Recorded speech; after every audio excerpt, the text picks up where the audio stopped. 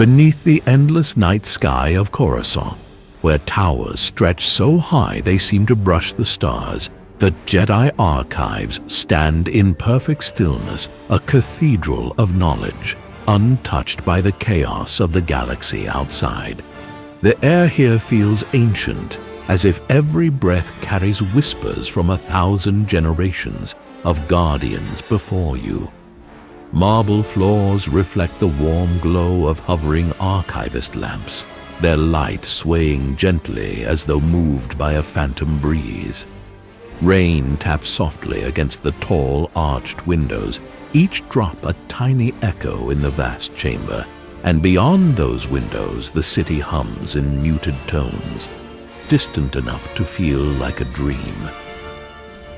You step between towering shelves of holobooks and crystalline data spires, each one humming faintly, holding fragments of a history so deep that even the most devoted Jedi could not live long enough to read it all.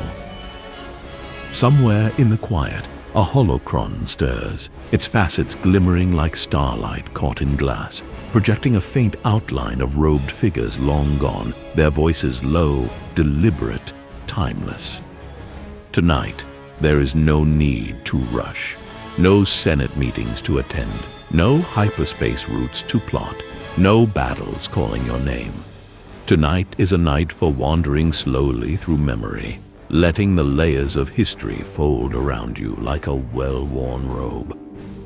Come to explore two rivers of truth that wind through the same valley, one called Legends, woven with the wild, unrestrained myths of a galaxy imagined over decades, where heroes like Revan and Nomi Sunrider walked among worlds that now exist only in the pages of old records, and the other called Canon, a more recent telling, trimmed and reshaped, carrying the voice of the current keepers of Star Wars living lore.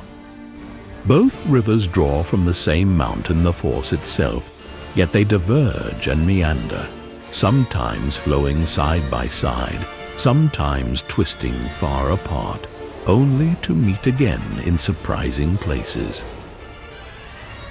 In the hush of the archives, you feel them both moving beneath your feet, currents of story crossing beneath the marble. Perhaps you came here to decide which one tells the real history of the Jedi. But in this place, under the watchful eyes of silent statues and ancient busts, you realize that such questions fade like mist. Tonight, truth is not a blade to be sharpened, but a tapestry to be traced with gentle hands. We will walk together from the first sparks of light that birthed the Jedi Order, through their trials and temples, their codes and schisms, their moments of triumph and their times of shadow. We will pause at the crossroads where the two tellings meet, and we will note the places where one path fades into legend, while the other steps firmly into recorded history. You will hear the names of ancient worlds, some remembered in both streams, others lost in one and immortalized in the other. You will feel the cool air of Tython's dawn, see the white breath of a young initiate gathering their first kyber crystal on Ilum, hear the slow chant of the Jedi code under flickering torchlight, and stand among the ruins where wars once tore through the Order's heart. But you will also rest, because this journey is not for racing, it is for drifting. As one drifts in meditation, letting each scene open and close in its own time. In the far corner of the archives, Master Jocasta Nu's desk sits untouched, a cup of tea still faintly warm, the scent of leaves mixing with the faint ozone of active holocrons.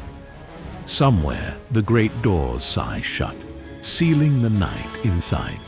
You take a deep breath and feel the Force itself settle around you like a blanket, vast, luminous, and eternal.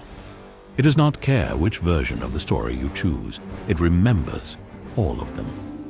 And so we begin, not as historians, not as archivists marking dates and facts, but as dreamers wandering through an endless gallery, of starlit memories. The shelves are open, the holocrons are awake, and the rivers of story are ready to be followed side by side into the depths of the galaxy's oldest truths. Tonight, the archives are yours.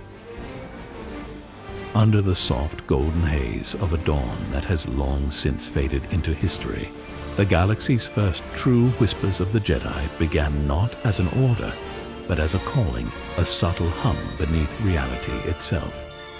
This was the first light, an age so distant that even the most devoted archivists in Coruscant's great halls treat it with the same reverence they give to myth. To speak of the Jedi's beginnings is to step into a fog of memory, where history and legend walk hand in hand. Their boundaries impossible to pin down, and yet the Force remembers. It remembers the first beings who paused in their daily lives to listen, to feel the invisible currents that connected them to stars they would never see, and to others they had never met. In this beginning, there were no lightsabers, no temples, no polished codes carved into marble. There was only the Force, vast, unshaped, waiting for those who could hear it dot in the legends, telling, "This moment takes form on the planet Tython, a world so strong in the Force that it pulsed like a living heart in the center of the galaxy." Here, the earliest Force-sensitive pilgrims drawn from countless systems arrived in great generation ships, following dreams, visions, and star charts whose origins remain unknown. They came not as a unified people, but as seekers, each from a different culture, each carrying their own ideas of what this mystery energy might be. Some called it Ashla, the light that guided and healed. Others called it Bogan, the shadow that tested and destroyed. The balance between these two currents was everything, and those who lived on Tython soon discovered the planet itself punished imbalance. Stray too far towards selfish passion or rigid denial, and storms would erupt from the very soil, tearing apart those who disturbed the harmony. It was here, in this crucible, that the Jedi Order was born, an ancient precursor to the Jedi who devoted themselves to balance over all else, traveling between 9 great temples, each dedicated to a different aspect of the Force dot. But Canon paints a quieter, more restrained picture. In this official telling, Tython still exists, and it is still steeped in the Force, but it is no longer the confirmed cradle of the Jedi. Instead, it becomes one of many early gathering points for Force-sensitive thinkers and explorers. The beginnings of the Jedi in canon are less about a single homeworld and more about a movement, a slow coalescing of individuals who recognized that the galaxy's survival depended on restraint, compassion, and service. Canon avoids calling these first adherents Jedi, and instead suggests that the Jedi Order as we know it may have formed much later, after centuries of scattered traditions began merging into something more unified. Yet, in both tellings, the thread is clear. The Jedi were not born from war or conquest, but from listening to the living Force, to each other, to the unspoken truth that life itself was sacred dot. Imagine those first days on Tython, or perhaps on one of its canon counterparts. The sun lifting over jagged stone spires, mist curling in the valleys, and small groups of robed figures meditating in silence. Later, after centuries of scattered traditions began merging into something more unified.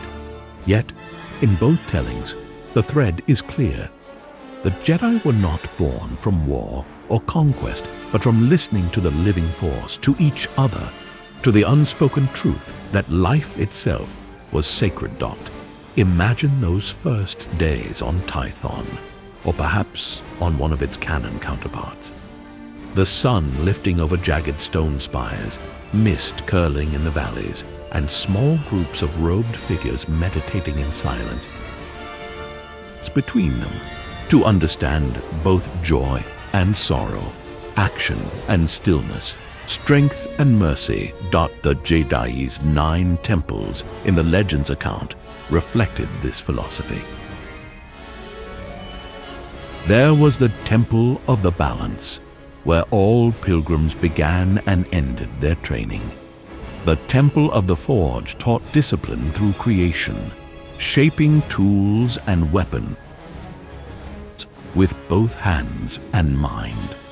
The Temple of Healing nurtured the wounded and ill, reminding all that power meant nothing without compassion. Other temples focused on knowledge, martial skill, the mysteries of the Force, and the cycles of life and death. Every Jedi was expected to travel from one temple to another throughout their lifetime, never settling too long in one place, for balance required movement. This constant journey mirrored the path of the Force itself, always flowing, always shifting. Canon's earliest Jedi forego these elaborate temple journeys, yet the heart of their training is strikingly similar. A deep respect for the Force's will and always shifting.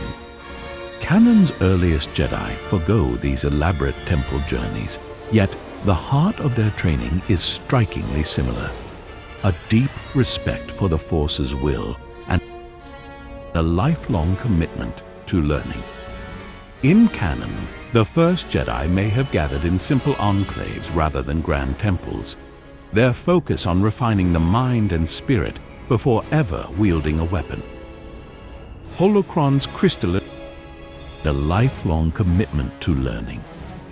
In Canon, the first Jedi may have gathered in simple enclaves rather than grand temples, their focus on refining the mind and spirit before ever wielding a weapon. Holocron's crystalline repositories of wisdom began to appear during this time, preserving teachings so that future generations would never lose sight of the original call to serve. While Legends delights in naming these early masters Rajivari, Kalabrin, Garon-Jod, Canon keeps them shrouded, letting their deeds echo anonymously through history, as though the Jedi wish to erase ego even from their own origins. Still, whether told by Legends or Canon, there is one shared truth. The first Jedi were explorers, not only of space, but of themselves. They sought to understand what it meant to be part of something infinitely larger, to feel the heartbeat of a galaxy in their own, always shifting. Canon's earliest Jedi forego these elaborate temple journeys, yet the heart of their training is strikingly similar. A deep respect for the Force's will and a lifelong commitment to learning. In Canon, the first Jedi may have gathered in simple enclaves rather than grand temples, their focus on refining the mind and spirit before ever wielding a weapon.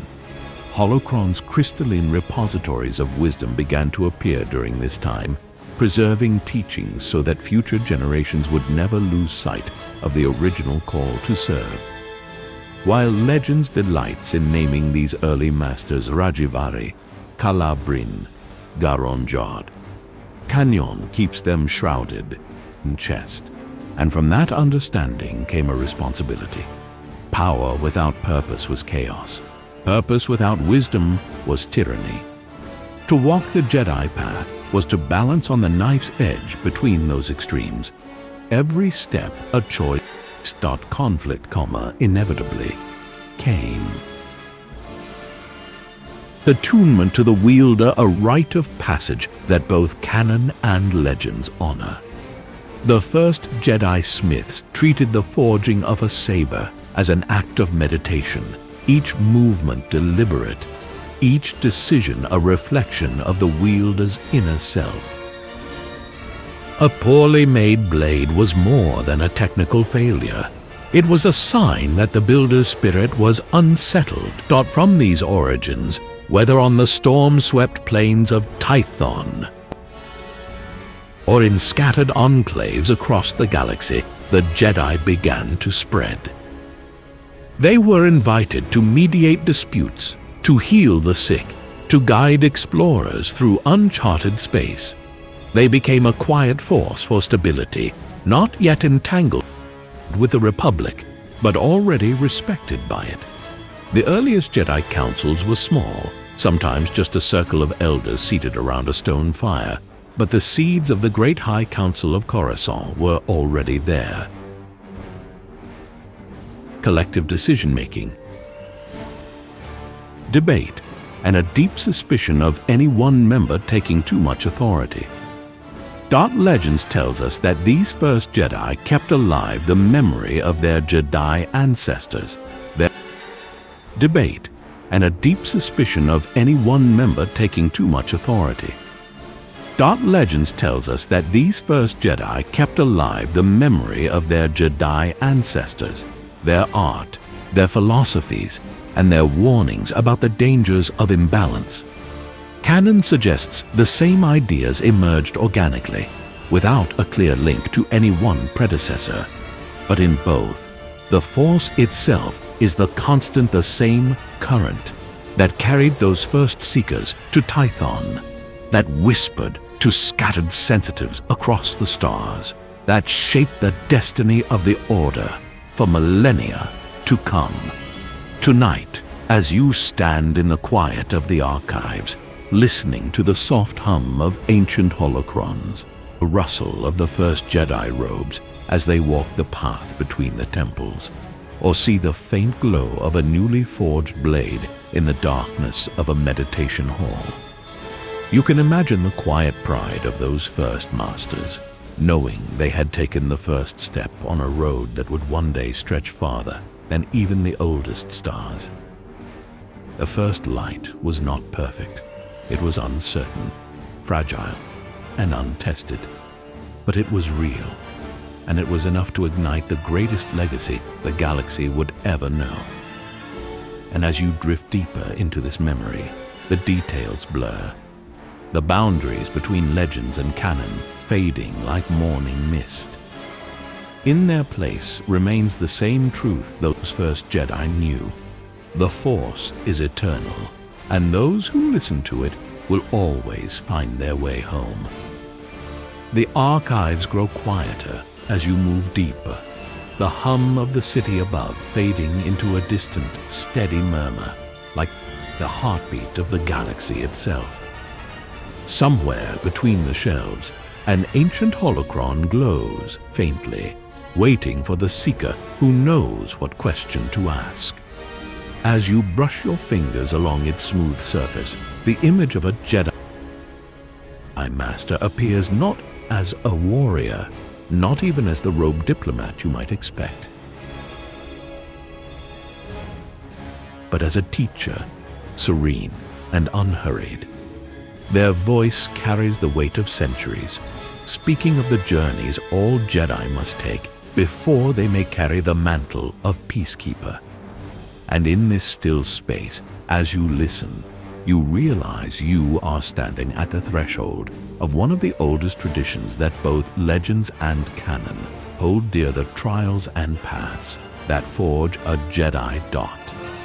In the legend's telling, these trials were not mere ceremonies or symbolic rites. They were ordeals deeply personal, often perilous, and designed to test the whole being of an initiate. The Jedi trials were traditionally broken into 5 categories: the trial of skill, the trial of courage, the trial of the flesh, the trial of spirit, and the trial of insight. Each was a crucible, ensuring that only those who had mastered themselves as much as the Force could become Jedi Knights. The trial of skill might be a duel against a master far beyond the initiate's ability, demanding not victory, but perseverance, adaptability, and grace under pressure. The trial of courage often meant facing a mission in which survival was far from guaranteed, braving hostile worlds, enduring dangerous negotiations, or resisting overwhelming odds without succumbing to fear. The trial of the flesh was perhaps the most harrowing, for it involved the deep endurance of suffering. Whether from grievous injury, great loss, or sacrifice, the trial of spirit brought a Padawan face to face with the darkness within illusions or visions that revealed their deepest doubts, fears, and temptations. And finally, the trial of insight tested perception, wisdom, and the ability to see through deception, whether in the eyes of an enemy or in the subtle tremors of the Force itself. The canon depiction of the Jedi trials retains much of this spirit, though it often condenses and reframes the tests to fit a more story-driven path. The most prominent example comes from The Gathering, shown in the Clone Wars series, where younglings are brought to the frozen world of Ilum to seek their Kyber crystals. In this journey, each child's trial is unique, a reflection of their own strengths and weaknesses. For some, it is a test of patience. For others, courage or trust. Ilum's icy caves are shaped not just by nature, but by the Force itself, ensuring that no two seekers face the same path. The challenge is both physical and spiritual, navigating the cold and the darkness, listening to the quiet voice of the crystal, and emerging with the prize that will one day form the heart of a lightsaber. Both legends and canon agree on the core truth. The trials are not about passing a checklist of skills, but about transformation. They strip away pretense, forcing the initiate to confront their truest self. Sometimes the challenges are arranged by masters, other times they arise naturally in the course of a Padawan's life. A mission gone wrong, a betrayal, a moment of loss, these can all serve as trials when the Padawan chooses to meet them with the heart of a Jedi. In Legends, the trials were often formalized, with the Jedi Council overseeing and approving each stage. There was a ritual weight to the process, the knowledge that the initiate was walking a path trodden by countless Jedi before them. In canon, the process is often more fluid. Some Jedi pass their trials through extraordinary service or acts of heroism in the field, without a ceremonial summons to the council chamber. In both, however, the journey is deeply personal. No two Jedi are shaped by the same sequence of events, but each emerges from their path with a clarity that could not have been earned in any other way. Picture it, Ilum, under a pale sun, the ice stretching in all directions, glittering like the galaxy's edge. A small group of younglings steps cautiously toward the entrance of a crystal cave. The cold bites at their cheeks, and the wind sighs through the jagged stones. Inside, the air is still, heavy with silence. In the half-light, the walls gleam with veins of frozen crystal, and somewhere ahead, a faint glow pulses the call of a Kyber crystal, singing in the language of the Force. But the path to reach it is not straight.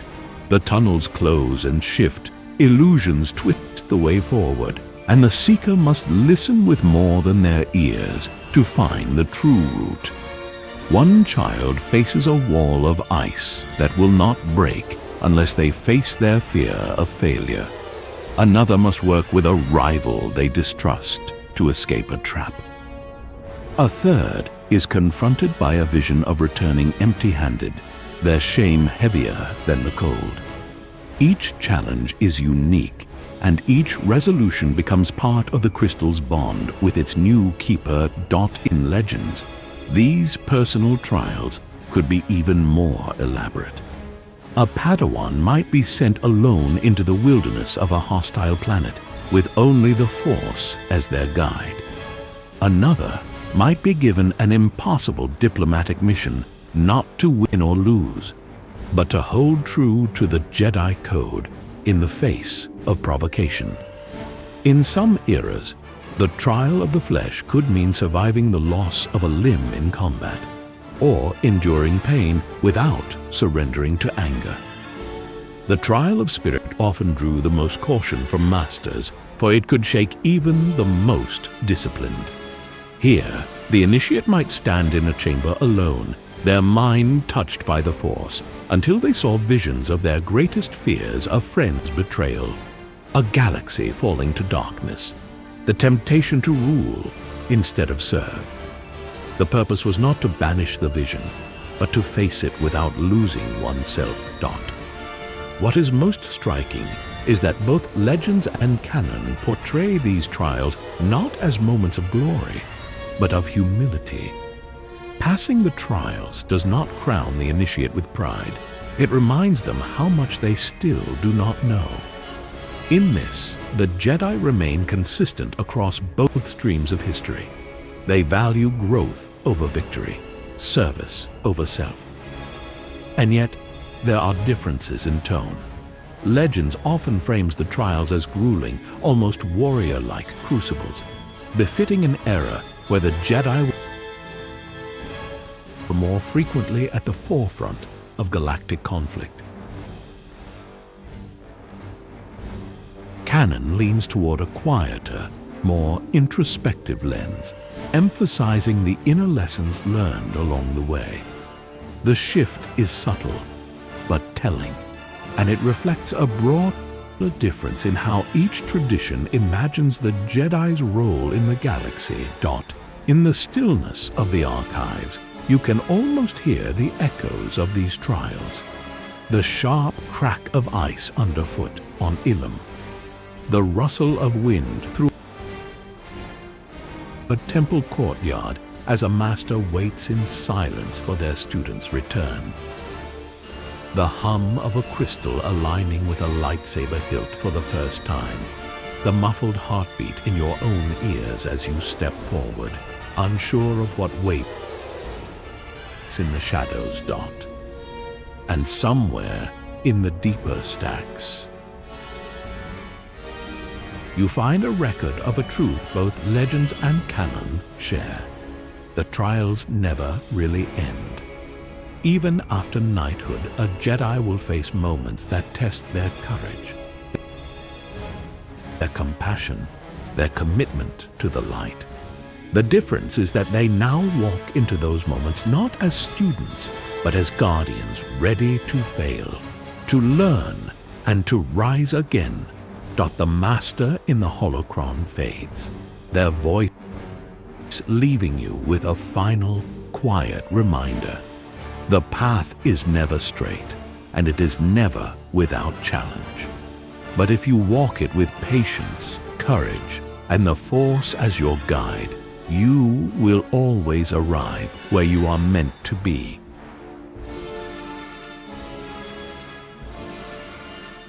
And as the glow dims, you realize you are still standing here in the archives.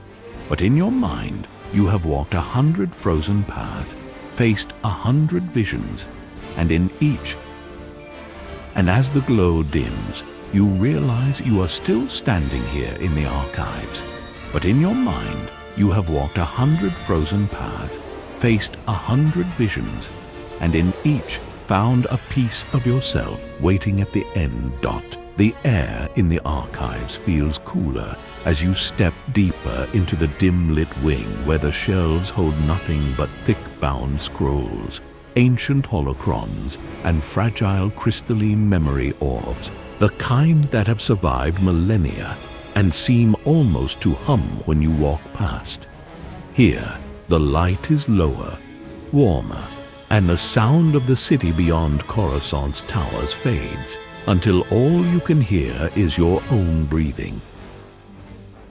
By countless hands, and as you lift it, a faint pulse in the Force seems to echo through you, not harsh or commanding, but quietly insistent, like an open door in your mind. You take a seat at a polished stone desk, and in the soft glow of an overhead lamp, the story of the Jedi's ancient trials begins to unfold. In the age before the galaxy knew the Jedi as peacekeepers and generals, the path to becoming one was not a simple ascent through ranks and titles. It was a journey of shedding the unnecessary, confronting the self, and binding one's will to something greater. Both legends and canon agree that the trials were designed not as a way to prove worth to others, but to prove readiness to oneself, though each tradition paints the journey in a different palette. In legends, the trials were codified, formal, almost ceremonial, their structure designed to maintain a standard of excellence and unity across the Order. In canon, they appear more fluid, often woven into the course of a Jedi's natural duties, with the understanding that the Force itself will present a Padawan with their moment of testing when the time is right. The 5 classic trials, spoken of most vividly in legends, form a framework that has echoed down through centuries: skill, courage, flesh, spirit, and insight.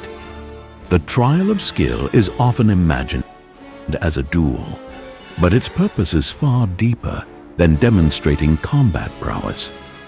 It is a measure of discipline, the ability to act without hesitation, but without aggression, to move in perfect harmony with the Force. The trial of courage tests the heart against fear, placing the Jedi in situations where the odds are impossible, the stakes personal, and the choice to act is harder than the choice to stand still. The trial of the flesh is the most visceral, demanding endurance in the face of pain or loss. For some, courage tests the heart against fear, placing the Jedi in situations where the odds are impossible, the stakes personal, and the choice to act is harder than the choice to stand still. The trial of the flesh is the most visceral, demanding endurance in the face of pain or loss. For some, courage tests the heart against fear, placing the Jedi in situations where the odds are impossible, the stakes personal, and the choice to act is harder than the choice to stand still. The trial of the flesh is the most visceral, demanding endurance in the face of pain or loss.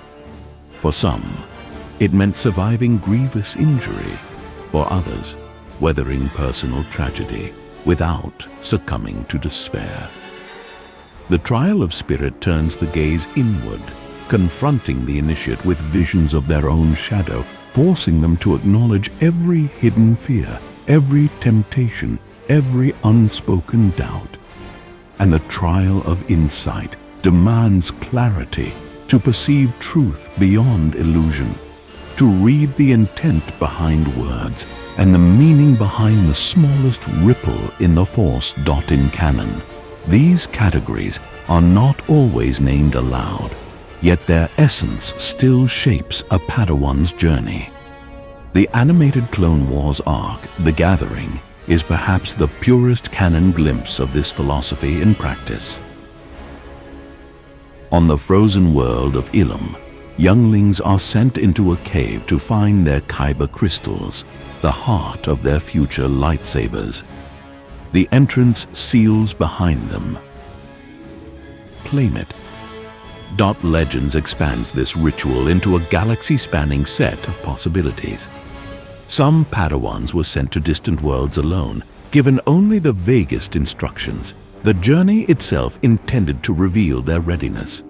Others were set to mediate disputes between volatile factions, their challenge not in winning, but in holding the peace. A trial of the flesh might be endured in battle, a permanent scar or injury becoming a living testament to sacrifice in service of the Order. The trial of spirit, perhaps the most feared, was known to break those unready for it. In the deep meditation chambers of the temple, a Padawan could find themselves facing visions so real they could taste the air, smell the fear, and feel the temptation to take a path that would forever alter them. Emerging from such visions unshaken was rare. Emerging humbled and wiser was the true mark of passing dot across both traditions. The core truth remains. The trials are meant to strip away illusions, not just the lies told by others, but the ones we tell ourselves. A Padawan might think they are fearless until they stand alone in the darkness with no one to help. They might think themselves skilled until their blade meets the patient, deliberate defense of a master who seems to see every move before it is made. They might think they are compassionate until they must show mercy to one who has wronged them. Passing the trials means seeing oneself clearly, flaws and all, and choosing to continue anyway. It is tempting to think of the trials as the final step before knighthood, but many Jedi face them more than once, in more than one form. In legends, a failed trial might be repeated years later, or to continue anyway. It is tempting to think of the trials as the final step before knighthood, but many Jedi face them more than once, in more than one form. In legends, a failed trial might be repeated years later, or a Jedi might voluntarily undertake one again to reaffirm their path.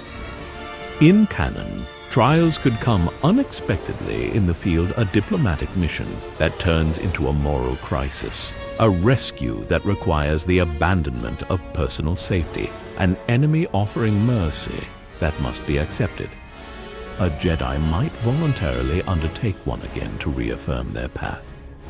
In canon, trials could come unexpectedly in the field, a diplomatic mission that turns into a moral crisis, a rescue that requires the abandonment of personal safety, an enemy offering mercy that must be accepted. A Jedi might voluntarily undertake one again to reaffirm their path. In canon, trials could come unexpectedly in the field, a diplomatic mission that turns into a moral crisis, a rescue that requires the abandonment of personal safety, an enemy offering mercy that must be accepted. Masters in both traditions have said the same quiet truth. The trials never end. They only change. You close your eyes for a moment, and the still air of the archives is replaced in your mind by the icy breath of Ilum's caves, the faint crunch of snow under boots, the shifting blue glow of crystals embedded in ancient walls. Somewhere ahead, a narrow crevice opens into a chamber where light pools and ripples, as if the air itself were made of water. A small figure kneels before a crystal jutting from the ice, their breath misting in the cold.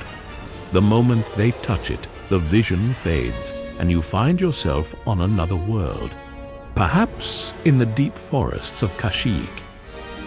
The still glow of the reading lamp, the data plate's last passages, seem to speak directly to you. The path of the Jedi is not measured in victories, but in the courage to take the next step. Each trial is but a doorway, and beyond each doorway the Force waits, patient and eternal.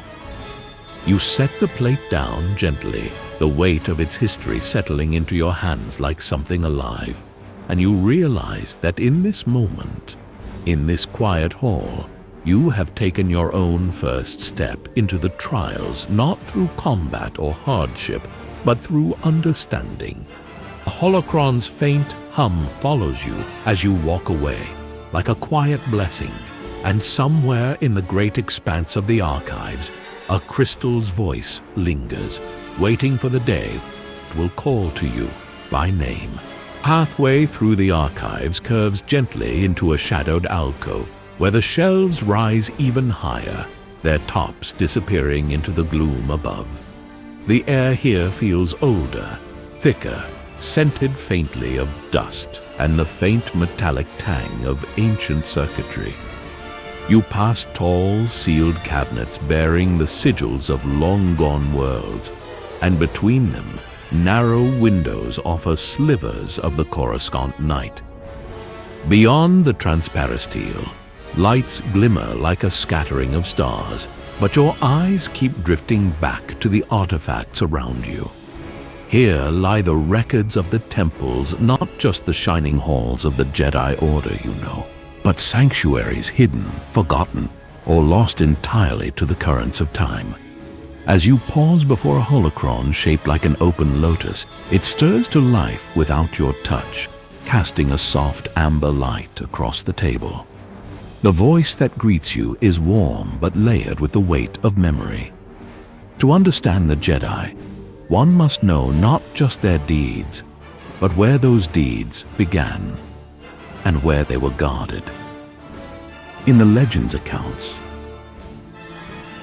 the galaxy's Jedi temples formed a vast network of knowledge and spiritual refuge. At the heart of it all stood the Grand Jedi Temple on Coruscant, a monumental pyramid rising above the city planet's endless sprawl, its spire tipped with the temple beacon, a light visible for kilometers in every direction, symbolizing hope for those below. Within its walls were training grounds, meditation chambers, and the most secure library in the galaxy, guarded by the vigilant masters of the archives. But this was only one star in a constellation of sacred sites. Legends speaks of the Temple of Ossus, home to the great Jedi library, before the cataclysm of the Krondrift destroyed much of it. Its halls were lined with shelves of handwritten scrolls, stone tablets, and rare biological specimens from across the galaxy. There was the temple on Dantooine, smaller and more rustic, a place of quiet study far from the bustle of Coruscant. Other temples dotted worlds like Alaris Prime, Telos 4, and even the verdant moon of Endor, each with its own purpose, each humming with the living force. Its halls were lined with shelves of handwritten scrolls, stone tablets, and rare biological specimens from across the galaxy. There was the temple on Dantooine, smaller and more rustic, a place of quiet study far from the bustle of Coruscant. Other temples dotted worlds like Alaris Prime, Telos 4, and even the verdant moon of Endor, each with its own purpose, each humming with the living force. Canon preserves some of these names, but reshapes their histories. Coruscant's Grand Temple remains central, a towering symbol of Jedi authority and unity. Yet other sanctuaries take on new prominence. The ancient temple on Lothal, hidden beneath the plains, whose walls shift and rearrange under the will of the Force itself. The sacred city of Jeddah, where Jedi and other Force sects once gathered in pilgrimage, sharing. Its halls were lined with shelves of handwritten scrolls, stone tablets, and rare biological specimens from across the galaxy. There was the temple on Dantooine, smaller and more rustic, a place of quiet study far from the bustle of Coruscant. Other temples dotted worlds like Alaris Prime, Telos 4, and even the verdant moon of Endor, each with its own purpose, each humming with the living force. Canon preserves some of these names, but reshapes their histories. Coruscant's Grand Temple remains central, a towering symbol of Jedi authority and unity. Yet other sanctuaries take on new prominence. The ancient temple on Lothal, hidden beneath the plains. The suns are low, casting long shadows over the carved reliefs of Jedi masters etched into the stone. Pilgrims from across the galaxy mingle in the courtyard, some robed like the Order, others in the garb of their own Force traditions. Inside, the air is cool and still. Candles flicker beside alcoves containing priceless tomes. their covers worn smooth by centuries of study. The smell of aged parchment and ancient stone is heavy, grounding you in the awareness that every word here was preserved so that someone like you could read it, learn from it, and carry it forward. Now shift to the Canon image of Lothal's temple. From the outside, it looks like nothing more than a mound of earth crowned by a few unremarkable stones. But when the Force calls, those stones part in perfect silence, revealing a passage that descends into a shifting labyrinth. The walls are adorned with stylized murals. But when the Force calls, those stones part in perfect silence, revealing a passage that descends into a shifting labyrinth. The walls are adorned with stylized murals of robed figures and swirling star fields. And as you walk, the corridors seem to turn of their own accord, leading you exactly where you need to go, or keeping you from where you should not tread. The air is thick with possibility of robed figures and swirling star fields, and as you walk, the corridors seem to turn of their own accord, leading you exactly where you need to go, or keeping you from where you should not tread. The air is thick with possibility, and the temple ruins of existation, floating in the void as both a relic and a beacon to wandering Jedi. Canon, while less sprawling in its list, grants each location a more mythic intimacy. Jedha's Kyber-rich sands are walked by monks of many creeds, each drawn by a call they cannot explain. Ashto's first Jedi temple, ringed by towering stone huts and watched over by robed caretakers, feels untouched by time, a place where the Order's beginnings still echo in the crash of waves against ancient cliffs. Both traditions speak of temples as more than static repositories of knowledge. They were training grounds, yes, but also places of trial, refuge, and sometimes exile. In legends, a Jedi might retreat to a remote temple to heal from the wounds of war, meditating for years before rejoining the galaxy. In canon, Luke Skywalker's hidden temple becomes both a school and, tragically, a tomb. A reminder that even sacred places can be marred by the choices made within their walls. There is a shared reverence, too, for the idea that not all temples were meant to be found. Some are hidden deliberately, accessible only through trials of spirit or skill. Others vanish into myth when their location is lost to time, waiting for the right seeker to stumble upon them once more. It is said in both tellings that the Force itself guards these places, closing doors to those who come with greed or fear, and opening them to those who arrive in humility and purpose. As you read in the archives, the voice of the holocron softens, as if guiding you into a memory. You walk now through the Grand Temple of Coruscant at night, the halls lit only by pools of lamplight spilling from open archways. The sound of your steps is absorbed by ancient rugs woven with the sigils of long-forgotten Jedi houses. You pass a meditation chamber where a single master sits, unmoving, their breath steady, their mind deep in the currents of the Force and purpose. As you read in the archives, the voice of the holocron softens, as if guiding you into a memory. You walk now through the Grand Temple of Coruscant at night, the halls lit only by pools of lamplight spilling from open archways. The sound of your steps is absorbed by ancient rugs woven with the sigils of long-forgotten Jedi houses. You pass a meditation chamber where a single master sits, unmoving, their breath steady, their mind deep in the currents of the Force. In another room, a group of younglings sleeps huddled together under warm blankets, their training sabers stacked neatly by the door. Further on, a door opens to a garden, yes, A garden, here at the heart of the city planet, where the scent of night-blooming flowers rises to meet you. This is the hidden heartbeat of the Order, a place where life is nurtured in the midst of the galaxy's endless motion. In both legends and canon, the temples are where the Jedi's philosophy is made tangible. In their walls, balance is not just a concept, but a structure, a rhythm, a place where the living force is given form. Open archways.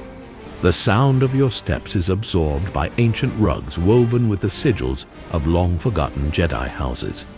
You pass a meditation chamber where a single master sits, unmoving, their breath steady, their mind deep in the currents of the Force. The line between legends and canon feels less like a divide and more like a doorway. And tonight, here in the quiet, you have stepped through it. The deeper you wander into the archives, the more the air changes. Here it feels stiller, not just quiet but intentional, as though the very walls are listening.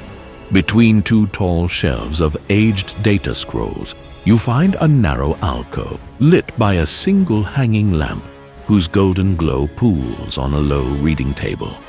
Upon the table rests a small, square holocron, its surface engraved with an intricate lattice of circles and lines that seem to breathe as you look at them. You reach out, fingertips brushing its cool edges, and at once it stirs to life, casting a soft halo of light around the space. The image of a serene Jedi Master takes form above it, their robes simple, their voice measured and warm. All power is nothing without purpose, they begin, and all purpose must be guided by principle. Without a code, we are only wanderers. Without philosophy, we are only reaction.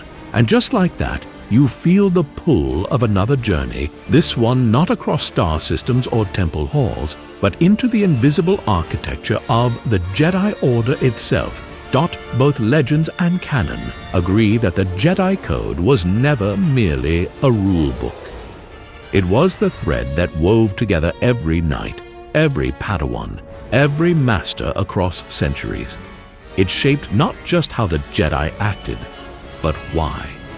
Yet as with all things in Star Wars, there are many tellings, and each carries its own subtle differences in tone and meaning.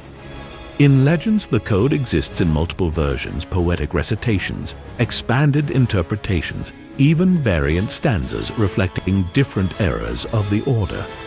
In its most famous form, the Legends code reads, "There is no emotion, there is peace. There is no ignorance, there is knowledge. There is no passion, there is serenity. There is no chaos, there is harmony. There is no death, there is the Force." But this was only one articulation, often taught as the tenets of the modern Jedi. Older Legends material preserved earlier versions, some shorter, more like mantras, and some longer, offering explicit guidance on compassion, humility, and service. These variations remind us that even in the galaxy's most disciplined order, belief was not static. It evolved with time, shaped by experience and necessity. In canon, the Jedi Code is streamlined, often condensed into its opening lines. There is no emotion, there is peace, and expanded not by alternate verses, but by the teachings of specific masters. Yoda's aphorisms, Obi-Wan's counsel, and Luke's later reflections all carry the spirit of the code, even when the exact words are absent. Canon's portrayal suggests that while the code was universally respected, its interpretation was flexible, filtered through the wisdom or flaws of the one teaching it. Where Legends presents the code as a near-sacred text recited verbatim in training halls, Canon often frames it as a living idea, reshaped by context. At its heart, though, both traditions agree. The code is meant to remind the Jedi of the dangers of attachment to the self. there is no emotion, there is peace, does not call for the absence of feeling, but the mastery of it to act without being ruled by anger or fear. There is no ignorance, there is knowledge, urges lifelong learning, humility before the vastness of the galaxy. There is no passion, there is serenity, warns against letting desire for power, control, or even personal happiness eclipse duty to the greater good. There is no chaos, there is harmony, reflects the Jedi belief that the Force weaves all things into balance, even when that balance is hard to see. And there is no death, there is the Force, reminds them that life is not ended, only transformed, that loss is not an end, but a return to the infinite dot. In Legends, we see the code applied with rigor in times of peace. The Force weaves all things into balance, even when that balance is hard to see. And there is no death, there is the Force, reminds them that life is not ended, only transformed, that loss is not an end, but a return to the infinite dot. In Legends, we see the code applied with rigor in times of peace. Action could cloud judgment. Others advocated for compassion as an act of duty, insisting that love, properly balanced, was not a threat to peace, but a source of it.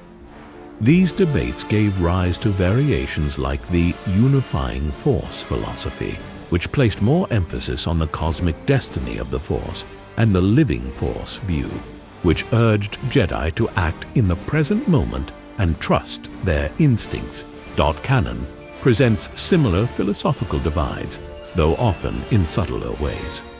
Qui-Gon Jinn, for example, embodies the living Force ideal, listening to the present and bending rules when conscience demands it. Mace Windu leans toward the unifying Force, trusting in long-term order and the strategic balance of the galaxy. Yoda sits somewhere between, adapting his counsel to the student before him. Through these characters, Canon quietly acknowledges that the code's power lies in its ability to be interpreted differently by different Jedi, and that those interpretations can determine the fate of the Order itself. Both traditions also explore what happens when the code becomes too rigid. In Legends, the Jedi's strict adherence to non-attachment sometimes blinds them to the needs of the people they serve, leading to mistrust or resentment. In Canon, Anakin Skywalker's fall is framed in part as a failure of the code's application, his love for Padme forbidden, yet never openly discussed or guided toward a healthier understanding. The tragedy is not that he felt love, but that the Order offered no safe way to reconcile it with duty. The same code meant to guide and protect instead became a wedge that the dark side could exploit. Yet the code is only half the story. The Jedi philosophy encompasses not just rules, but a worldview, a way of seeing the galaxy and their place within it. In Legends, the Jedi's strict adherence to non-attachment sometimes blinds them to the needs of the people they serve, leading to mistrust or resentment. In Canon, Anakin Skywalker's fall is framed in part as a failure of the code's application, his love for Padme forbidden, yet never openly discussed or guided toward a healthier understanding. The tragedy is not that he felt love, but that the Order offered no safe way to reconcile it with duty. The same code meant to guide and protect instead became a wedge that the dark side could exploit. Yet the code is only half the story. The Jedi philosophy encompasses not just rules, but a worldview, a way of seeing the galaxy and their place within it. Her weapon, when she could strike.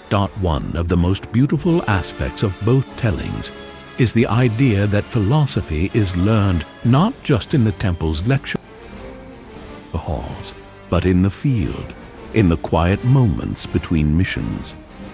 A Jedi meditating in the gardens of the Coruscant Temple, a knight watching the twin suns of a distant world set over a horizon, a Padawan choosing patience in the face of provocation. These are as much lessons as any formal teaching. The code is not something recited and then put away. It is a lens through which the Jedi see everything. Imagine yourself seated in a meditation chamber. The walls lined with faintly glowing script. The code is etched there, but the room is empty of masters. You are left alone with the words, the dim hum of the Force filling the silence. You read each line slowly, letting it settle not just in your mind, but in your breath. There is no emotion. You exhale. There is peace. The air feels warmer. There is no ignorance. You inhale. There is knowledge. And the walls seem to breathe with you. Time loses its meaning. When you finally rise, the code is no longer something you've read. It's something you felt. That is the essence both legends and canon strive to capture. The Jedi Code and its philosophy are not chains, but a compass. They do not tell a Jedi what to see, but where to look. They do not predict every storm, but they teach how to stand in the wind without being blown from the path.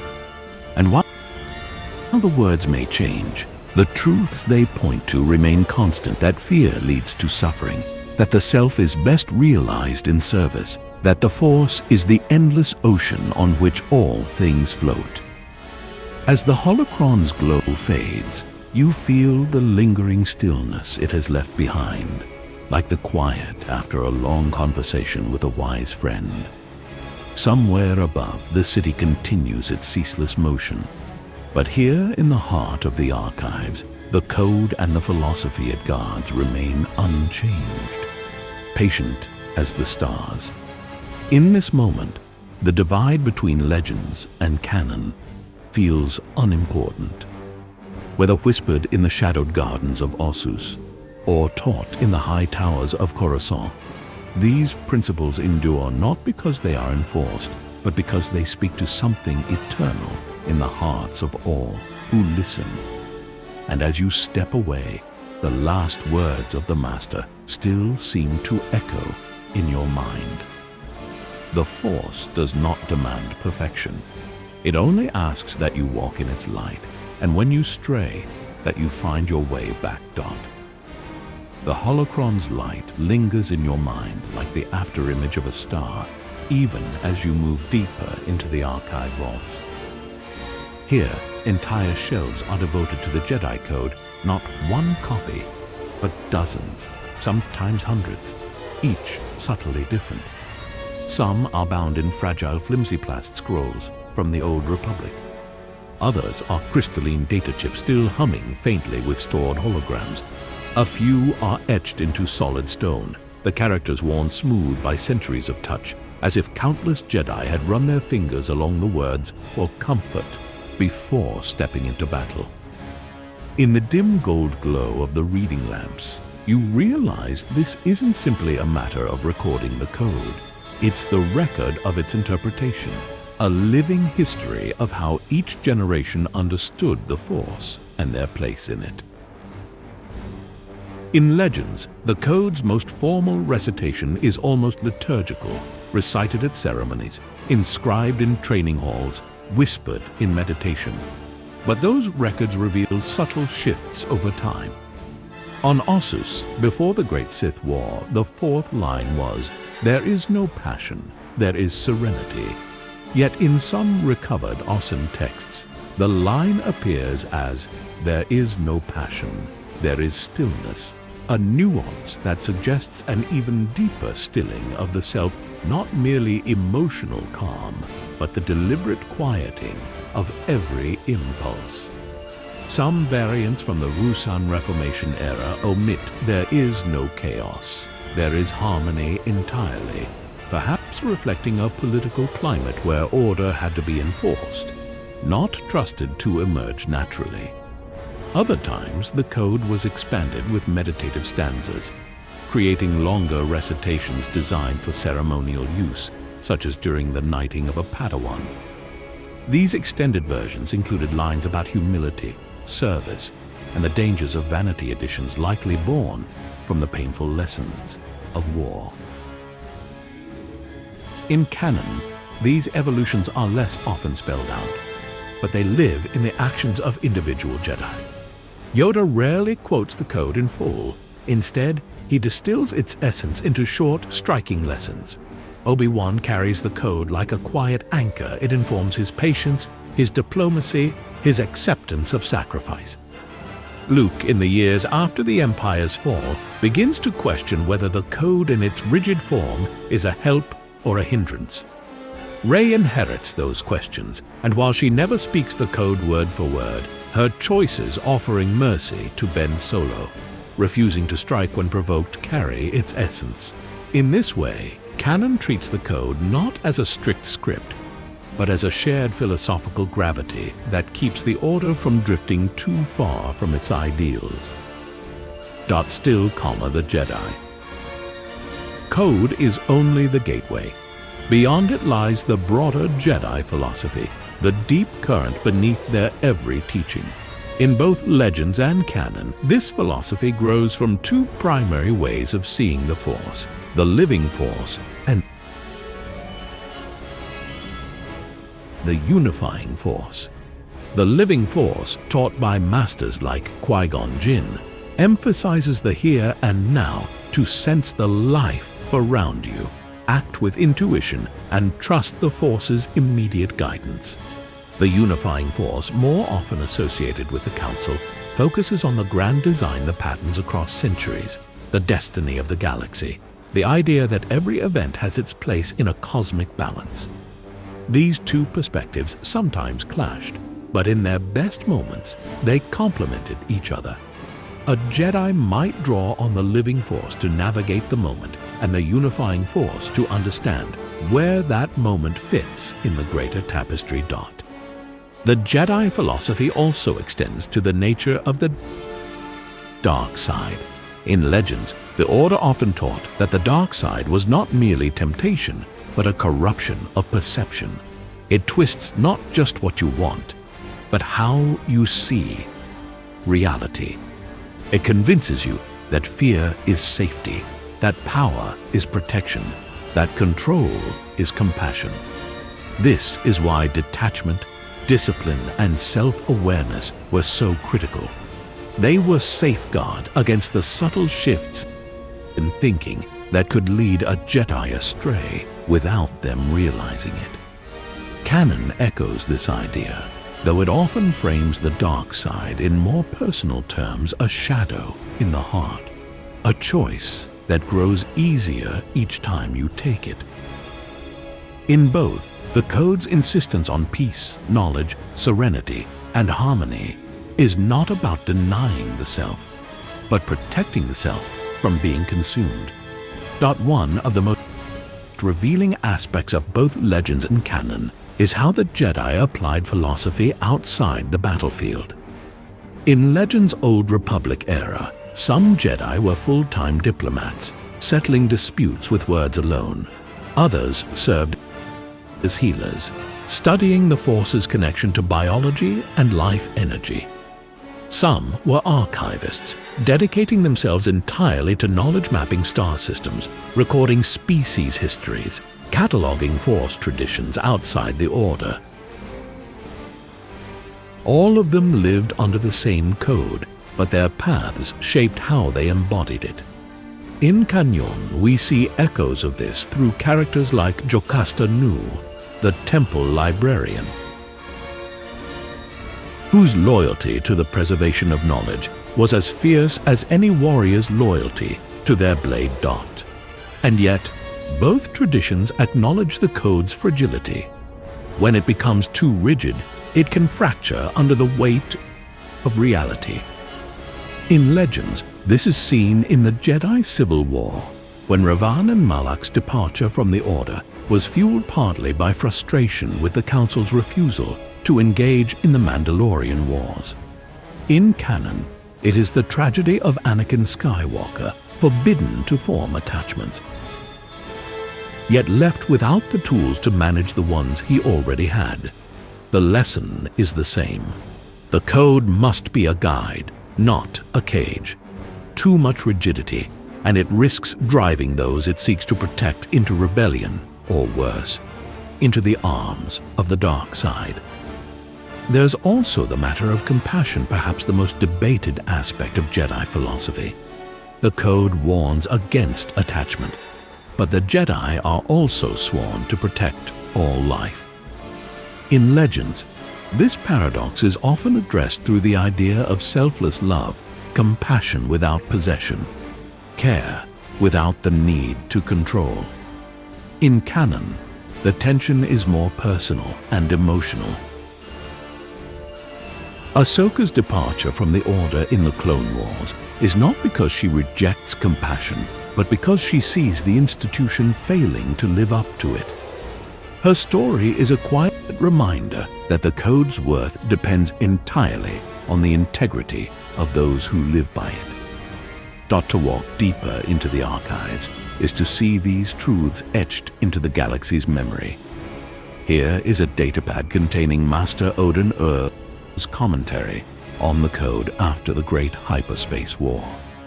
There, a set of hollows from the High Republic era showing Jedi on the frontier adapting the code to environments where the Council's voice might take months to reach them. Ahsoka's departure from the Order in the Clone Wars is not because she rejects compassion, but because she sees the institution failing to live up to it. Her story is a quiet force connects all life, and the Jedi's task is to honor that connection without letting it bind them in selfish ways. You pause at one display a twin-columned script, one side labeled Legends, the other Canon. The words are different in detail, but not in spirit. On the Legends side, the code ends with "There is no death, there is the Force." On the Canon side, the final note is simply a symbol, the sigil of the Jedi Order, glowing faintly as though to say the words are less important than the meaning carried forward. The thought strikes you. Perhaps the truest version of the code has never been written at all. Perhaps it lives only in the way each Jedi chooses to act when no one is watching. The holocron from earlier seems to flicker in your memory. The Master's voice returns, softer this time, as though spoken from far away. Do not cling to the words. Live the truth they point to. That is the way of the Jedi. The phrase feels weightless and heavy all at once, as if it could follow you anywhere into light or shadow, victory or loss. And maybe that is the point. The code is not meant to prepare a Jedi for every choice they will face. The Force connects all life, and the Jedi's task is to honor that connection without letting it bind them in selfish ways. You pause at one display a twin-columned script, one side labeled Legends, the other Canon. The words are different in detail, but not in spirit. On the Legends side, the code ends with "There is no death, there is the Force." On the Canon side, the final note is simply a symbol, the sigil of the Jedi Order, glowing faintly as though to say the words are less important than the meaning carried forward. The Force connects all life, and the Jedi's task is to honor that connection without letting it bind them in selfish ways. You pause at one display a twin-columned script, one side labeled Legends, the other Canon. The words are different in detail, but not in spirit. On the Legends side, the code ends with "There is no death, there is the Force." On the Canon side, The final note is simply a symbol, the sigil of the Jedi Order, glowing faintly, as though to say the words are less important than the meaning carried forward. The thought strikes you. Perhaps the truest version of the code has never been written at all. Perhaps it lives only in the way each Jedi chooses to act when no one. The thought strikes you. Perhaps the truest version of the code has never been written at all. Perhaps it lives only in the way each Jedi chooses to act when no one is watching. The holocron from earlier seems to flicker in your memory. The Master's voice returns, softer this time, as though spoken from far away. Do not cling to the words. Live the truth they point to. That is the way is watching. The holocron from earlier seems to flicker in your memory. The Master's voice returns, softer this time, as though spoken from far away.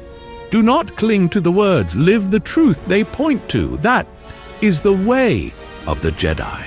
The phrase feels weightless and heavy all at once, as if it could follow you anywhere into light or shadow, victory or loss.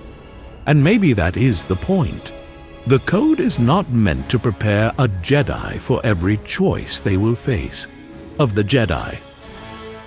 The phrase feels weightless and heavy all at once, as if it could follow you anywhere into light or shadow, victory or loss. And maybe that is the point. The code is not meant to prepare a Jedi for every choice they will face. More freedom for knights in the field and those who clung to the Council's oversight foreshadowed later divides. The most infamous of these divides in Legends came during the Old Sith Wars, when Revan and Malak defied the Council's refusal to intervene in the Mandalorian Wars, leading their own campaign that saved the Republic militarily, but opened them to the dark side's influence, sparking the Jedi Civil War, a conflict that split the Order between loyalists and revanchists, and forced painful reckonings about whether inaction could be as dangerous as corruption. Canon mirrors this lesson in more intimate form with the Clone Wars, where the Jedi, manipulated into becoming generals in a manufactured conflict, slowly drifted from their peacekeeping roots until even the most devoted, like Anakin Skywalker, were left questioning the Council's wisdom, their disillusionment exploited by Darth Sidious to bring about the Purge. Yet not all schisms came from open war. Some were quieter, like the rise of the Potentium heresy in Legends, whose followers rejected the concept of the dark side as a separate corrupting force, believing all power in the Force was inherently neutral, and that morality came only from intent, a view the Council condemned, but one that lingered among fringe Force traditions. Other breaks were more violent, such as the new Sith Wars and the Jedi's eventual retreat to Coruscant during the Ruusan campaigns, culminating in the Ruusan Reformation, which dismantled the Jedi's military role and restricted their numbers. A reform meant to prevent future abuses, but which also narrowed the Order's vision, making it less adaptable in the centuries that followed. Canon offers its own echoes of these internal tensions through characters like Dooku, whose departure from the Order stemmed not from lust for power, but from disillusionment with the Republic's corruption and the Council's passivity, showing how even in a galaxy without the massive wars of Legends scale, the seeds of division can sprout in the fertile ground of unaddressed doubt. In both continuities, these conflicts leave trails whose followers rejected the concept of the dark side as a separate corrupting force, believing all power in the Force was inherently neutral, and that morality came only from intent, a view the Council condemned, but one that lingered among fringe Force traditions. Other breaks were more violent, such as the new Sith Wars and the Jedi's eventual retreat to Coruscant during the Ruusan campaigns, culminating in the Ruusan Reformation, which dismantled the Jedi's military role and restricted their numbers. A reform meant to prevent future abuses, but which also narrowed the Order's vision, making it less adaptable in the centuries that followed. Canon offers its own echoes of these internal tensions of holo-recordings, personal journals, and trial transcripts in the archives, each a window into the moment when unity cracked, a Padawan's tear-stained account of choosing between master and cause, a knight's measured testimony through characters like Dooku, whose departure from the Order stemmed not from lust for power, but from disillusionment with the Republic's corruption and the Council defending their break from tradition. A Council member's weary admission that they could not voices agreeing, arguing, breaking, mending, and you realize that the story of the Jedi is as much about enduring those fractures as it is about preventing them. For without the willingness to confront division, the Order would have long ago shattered into silence. The air in the archives shifts as you step into the vaulted chamber dedicated to Master's myths, a place where fact and fable weave together so seamlessly that even the most disciplined Jedi historian must tread carefully. For here the shelves hold not only formal holo-recordings and council decrees, but also half-forgotten legends told in meditation chambers, battlefield camps, and lonely temple corridors, when the galaxy outside felt impossibly far away. The walls seem warmer here, lit by the soft glow of floating holocron projections, each carrying the likeness and voice of a master whose name has survived centuries, or whose myth has grown larger than the truth. Some are figures accepted in both legends and canon, such as Grandmaster Yoda, the near-millennium-old sage whose words have shaped generations. In canon, his role as a patient teacher and wartime leader is clear.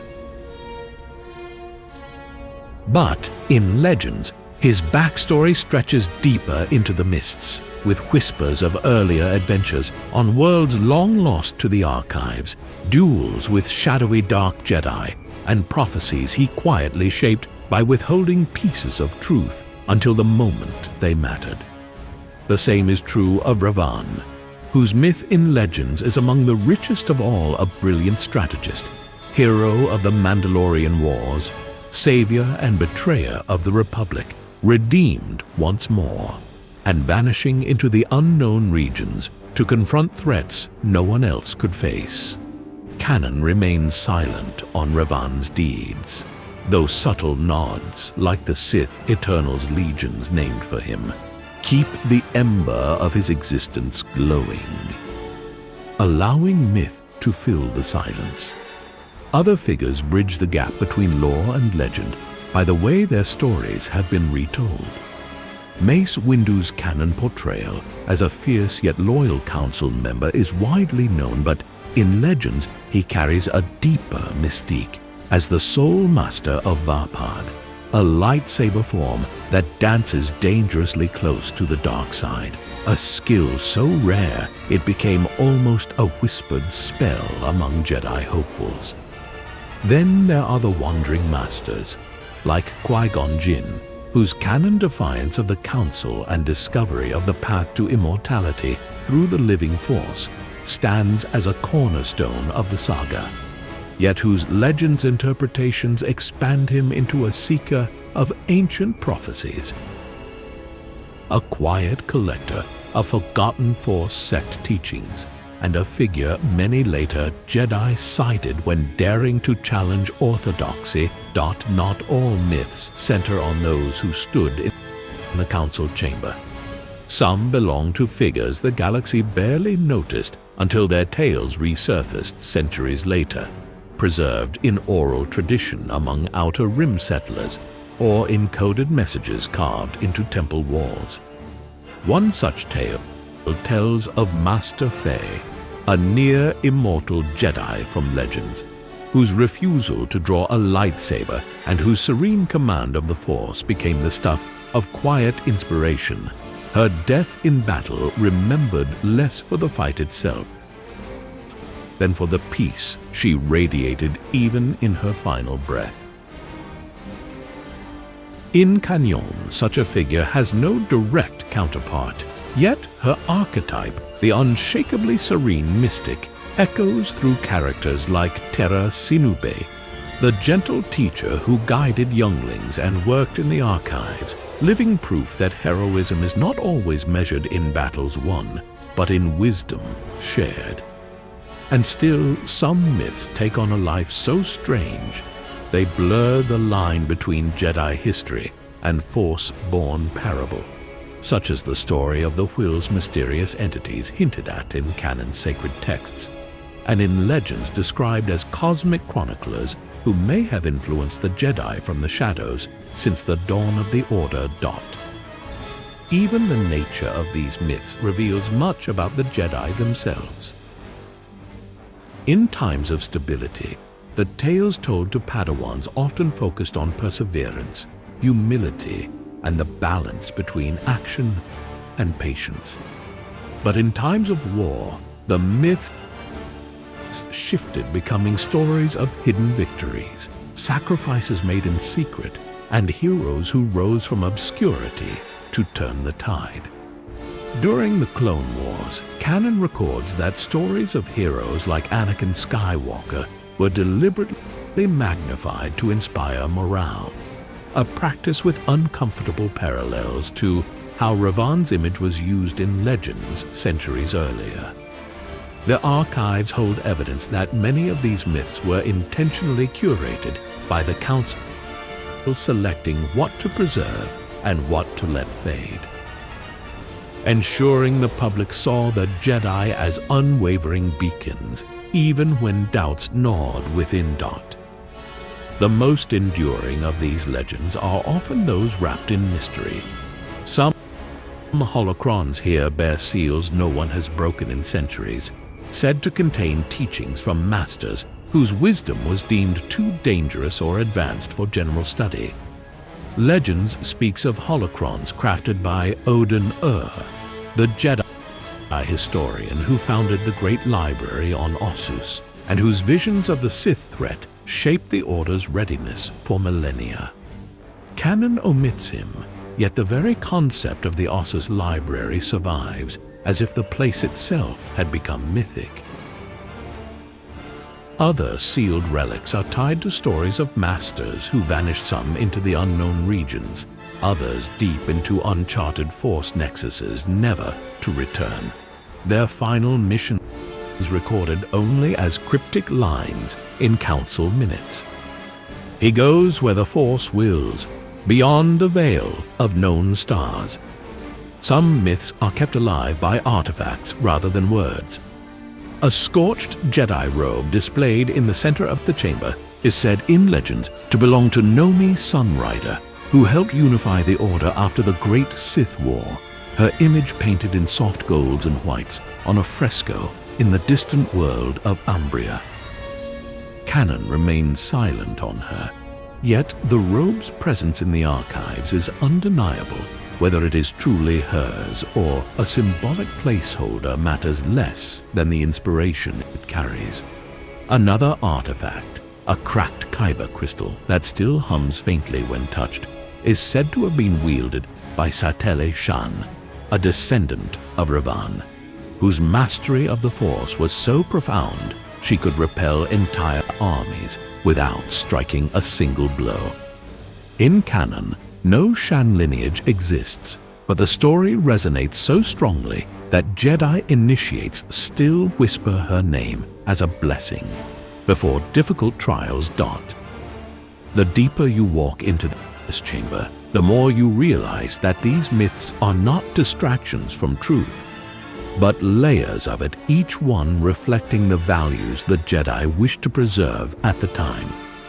In some cases, the myths outlived the truths they sprang from, like the tale of the Lost 20, the statues in the temple honoring Jedi masters who voluntarily left the Order. Canon tells us they represent a rare and solemn choice, with Dooku being the most infamous among them. In Legends, the list is longer, the names carrying as much reverence as regret, and the reasons for their departures as varied as the stars themselves. From philosophical disputes to personal tragedy, each departure becoming a moral tale for the next generation. And in this way, the Masters Myths section of the archives serves a dual purpose: to preserve the deeds of those who shaped the Jedi Order, and to remind those who follow that even the greatest among them were still shaped by choice, by conviction, and sometimes by failure. Whether in Canon's precise records or Legends' sweeping epics, the Masters endure not because every detail of their story is true, but because the essence of their journey continues to guide. As the dim red-gold light of the holocron sways, you catch fragments of their voices, some instructive, some reflective, some warning a chorus across the centuries, whispering not just how to be a Jedi, but why. And as you leave this chamber, you understand that in the galaxy far, far away, history is never just what happened. It is also the story told in the quiet moments between battles, when a master leans forward, lowers their voice, and begins, "There is a tale you must hear." The chamber devoted to Force powers. Mysteries hums with a presence that is almost tangible, a low, thrumming resonance in the bones, as if the very walls are attuned to currents flowing through the galaxy's unseen fabric. Here, the Jedi archives grow less rigid, less like a library of facts, and more like a meditation garden woven from shadow and starlight. The shelves and holocrons in this hall do not merely catalog history, they breathe it, emanating echoes of discipline so subtle, so elusive, that even the most dedicated scholars can only scratch their surface. The Force itself resists neat classification, and as you wander deeper into this section, you realize that the Order's recorded knowledge is only a fraction of what the galaxy has witnessed.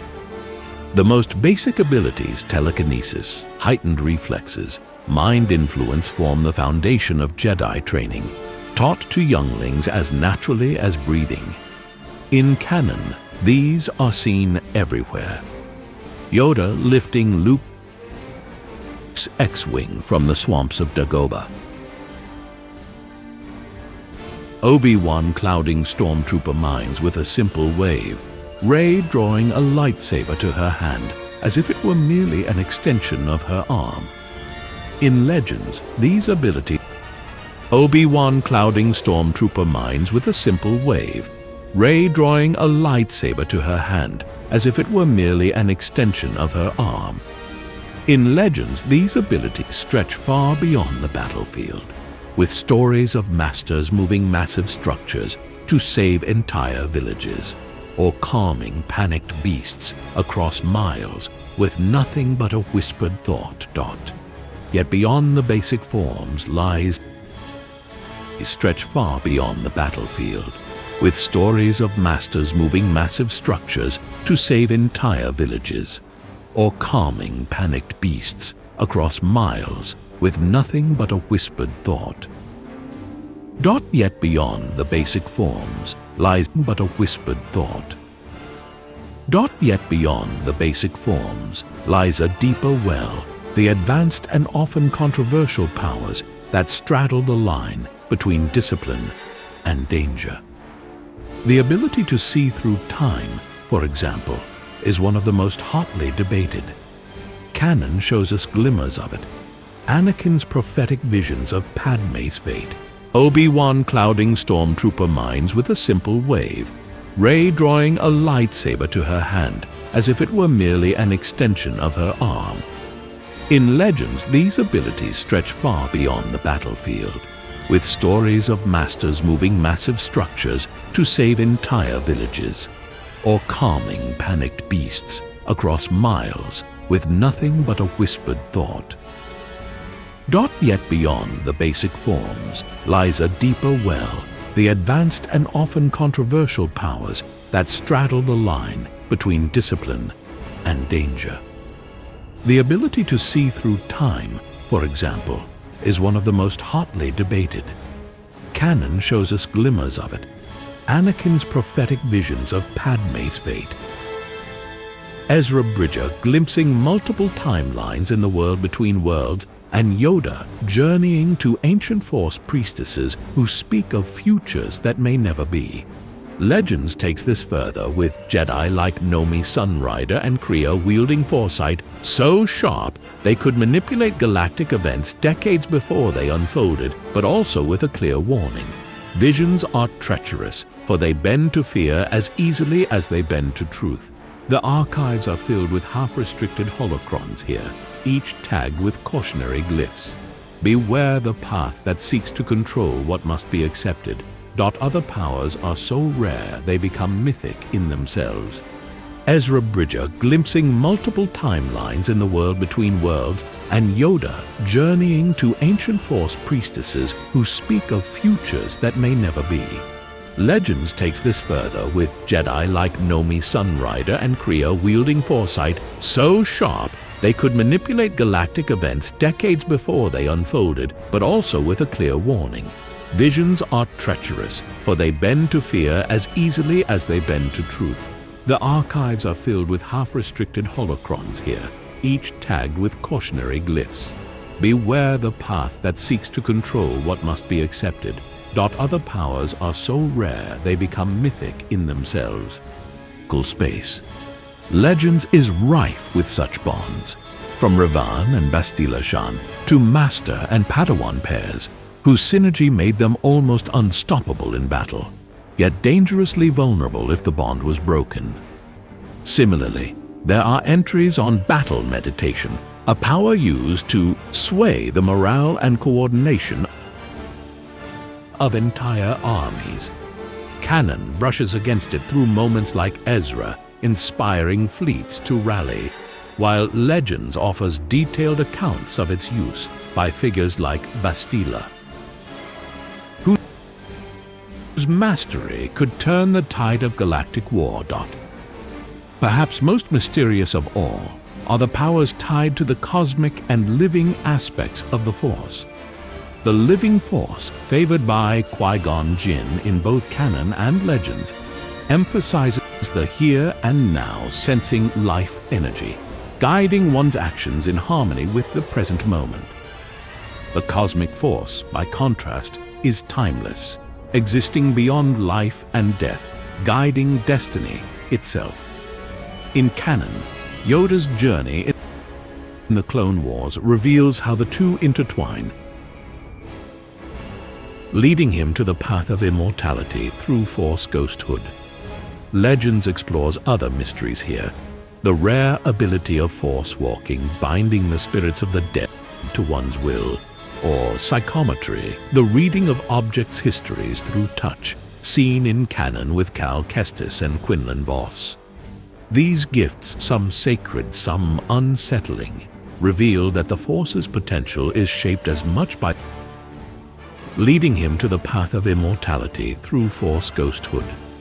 Legends explores other mysteries here, the rare ability of Force walking, binding the spirits of the dead to one's will, or psychometry, the reading of objects' histories through touch, seen in canon with Cal Kestis and Quinlan Vos. These gifts, some sacred, some unsettling, reveal that the Force's potential is shaped as much by the user's intent as by the power itself. And yet, for every power recorded, countless more remain half-glimpsed or entirely lost. The holocrons whisper of Jedi who could walk unseen among crowds by bending light and thought, others who could vanish entirely into the Force, leaving no trace. There are accounts of the art of the small, a meditative discipline in Legends that allowed a Jedi to manipulate the tiniest particles, healing on a cellular level or masking their own Force signature. Canon offers the counterpart in Force Cloak, a skill hinted at in animated series and novels. Even the fabled flow walking, the ability to witness and subtly influence, leading him to the path of immortality through Force ghosthood. Legends explores other mysteries here. The rare ability of Force walking, binding the spirits of the dead to one's will, or psychometry, the reading of objects' histories through touch, seen in Canon with Cal Kestis and Quinlan Voss. These gifts, some sacred, some unsettling, reveal that the Force's potential is shaped as much by the user's intent as by the power itself. And yet, for every power recorded, countless more remain half-glimpsed or entirely lost. The holocron's whisper of Jedi, who could walk unseen among crowds by bending light and thought. Others who could vanish entirely into the Force, leaving no trace. There are accounts of the art of the small, a meditative discipline in legends that allowed a Jedi to manipulate the tiniest particles, healing on a cellular level or masking their own Force signature. Canon offers the counterpart in Force Cloak, a skill hinted at in animated series and novels. Even the fabled flow walking, the ability to witness and subtly influence the past, exists only in the most restricted Legends entries. Its ethical dangers too great for open study.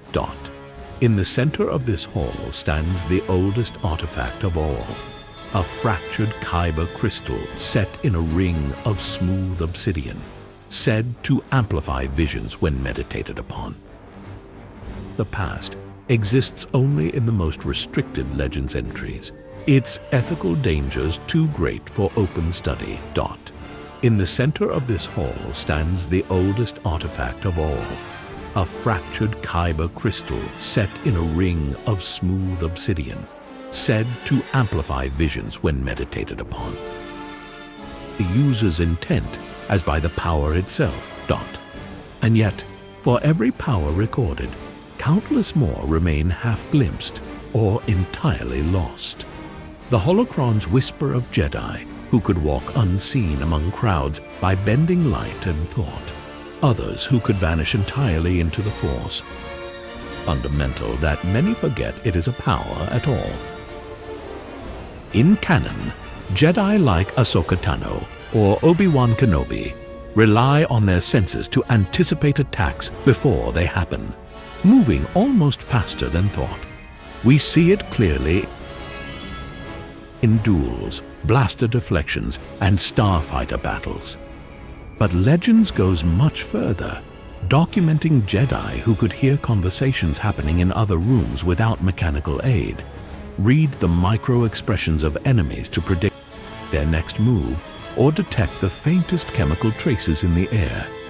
Some records speak of Force Scent, the ability to track individuals across vast terrain by their unique life signature, while others record danger sense.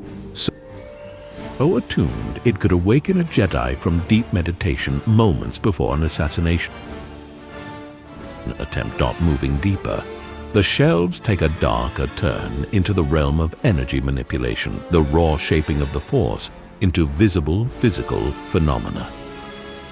Canon fans are most familiar with the Sith's crackling Force lightning or the telekinetic blasts used by both sides.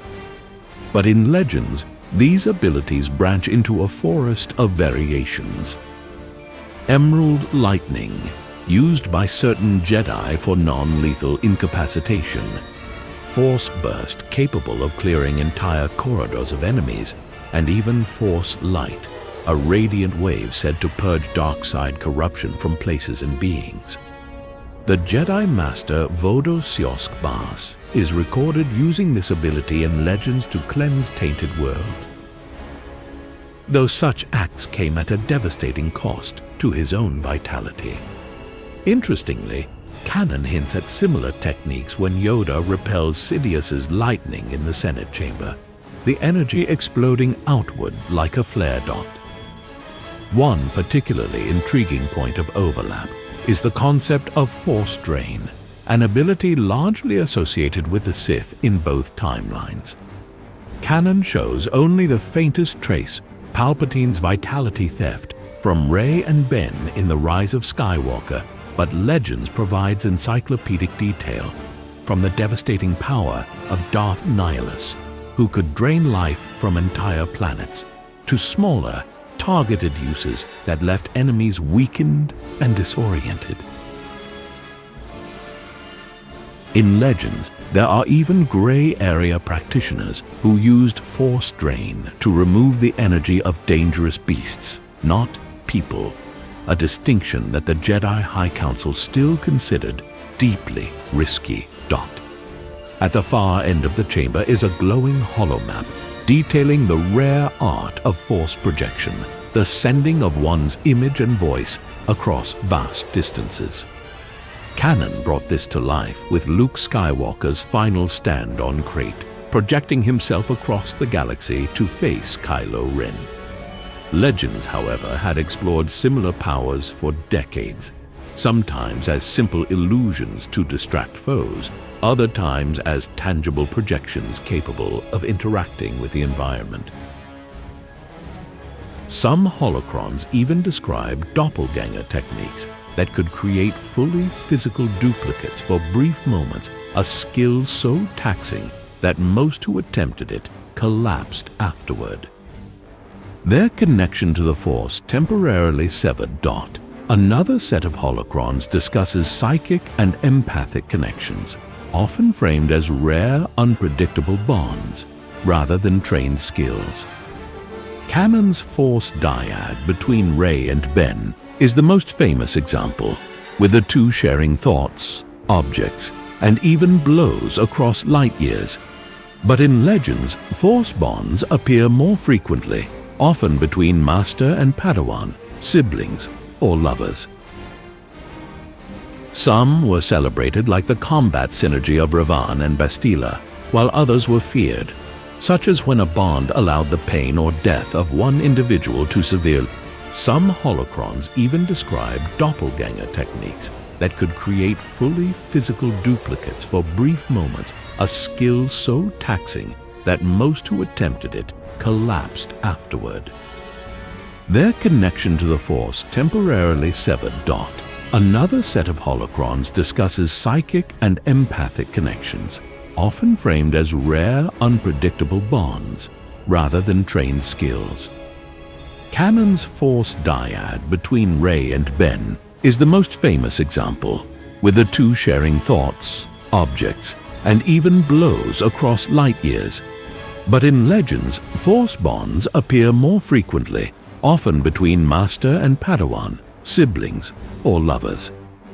Some were celebrated like the combat synergy of Revan and Bastila, while others were feared, such as when a bond allowed the pain or death of one individual to severely weaken the other. A particularly unsettling holocron describes a Jedi Knight who formed an unbreakable bond with a Sith prisoner in an attempt to redeem him. When the Sith died, the Knight fell into a coma for over a year. Equally fascinating are the entries on Force illusions and concealment. In canon, these skills are rare but potent. Ezra Bridger cloaking himself in the Force to avoid detection. The Night Sisters weaving phantoms of entire armies. Some were celebrated like the combat synergy of Revan and Bastila, while others were feared, such as when a bond allowed the pain or death of one individual to severely weaken the other.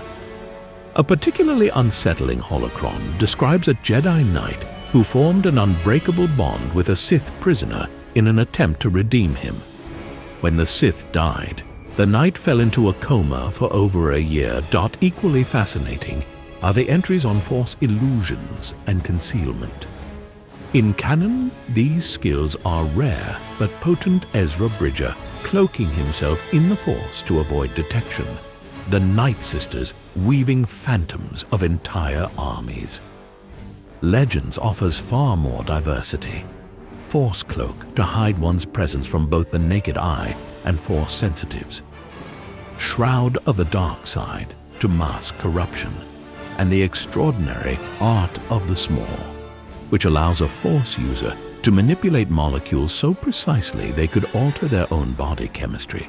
appear completely mundane or even become invisible to droids. This particular technique is described as both beautiful and terrifying, a reminder that mastery of the Force is not always about spectacle, but subtlety. The deeper shelves house some of the most esoteric and ethically fraught Force mysteries, manipulation of life and death.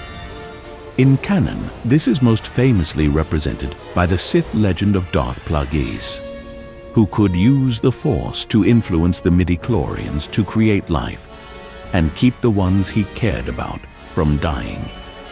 Though the specifics remain vague, hints appear in Palpatine's resurrection and the life-saving bond between Rey and Ben. Legends expands this into sprawling philosophical debates, with accounts of transfer essence, the ability to move one's consciousness into another body, and Force ghost anchoring, where a spirit could be tied to the living world indefinitely.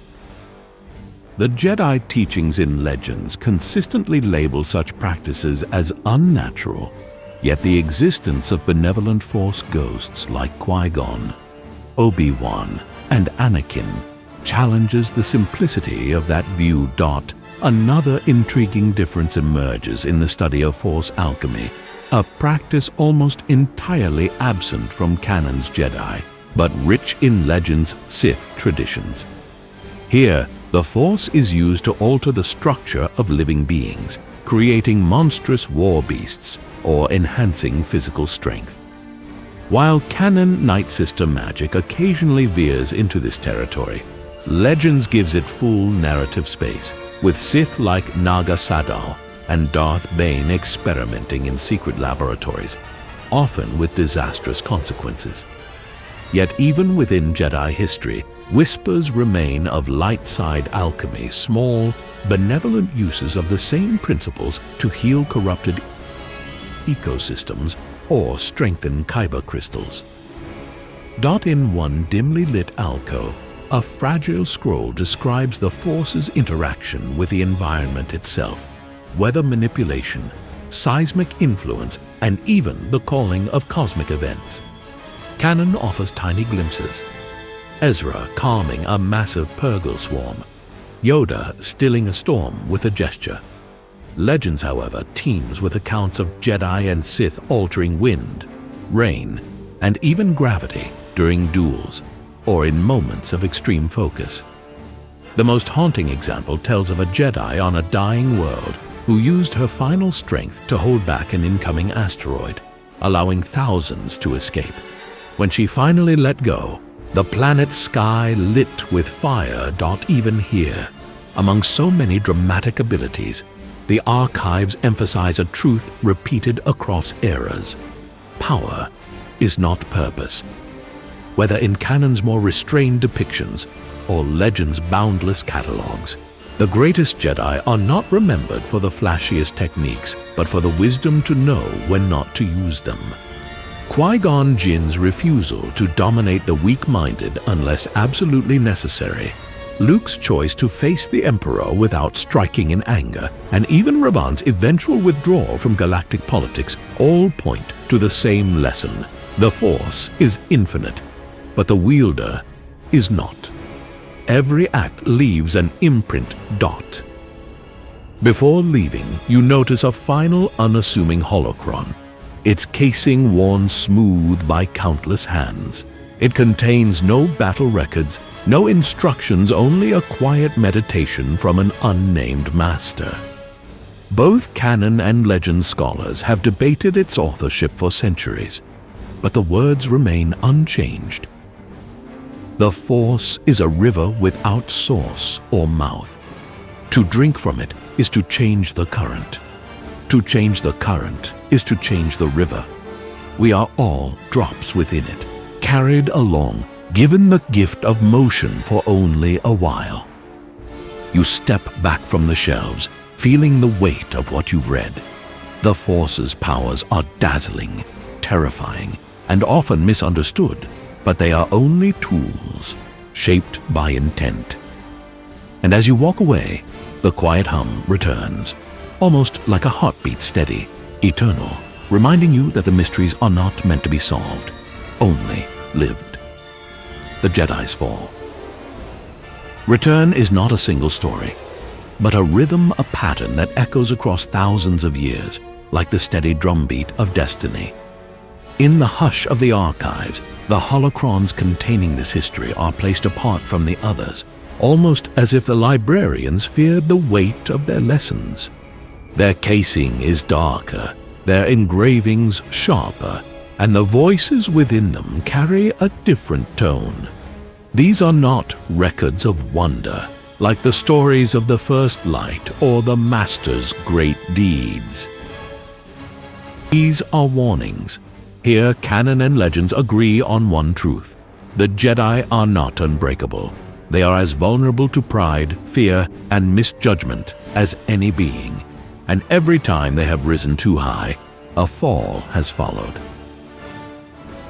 In canon, the most infamous fall comes with the end of the Republic.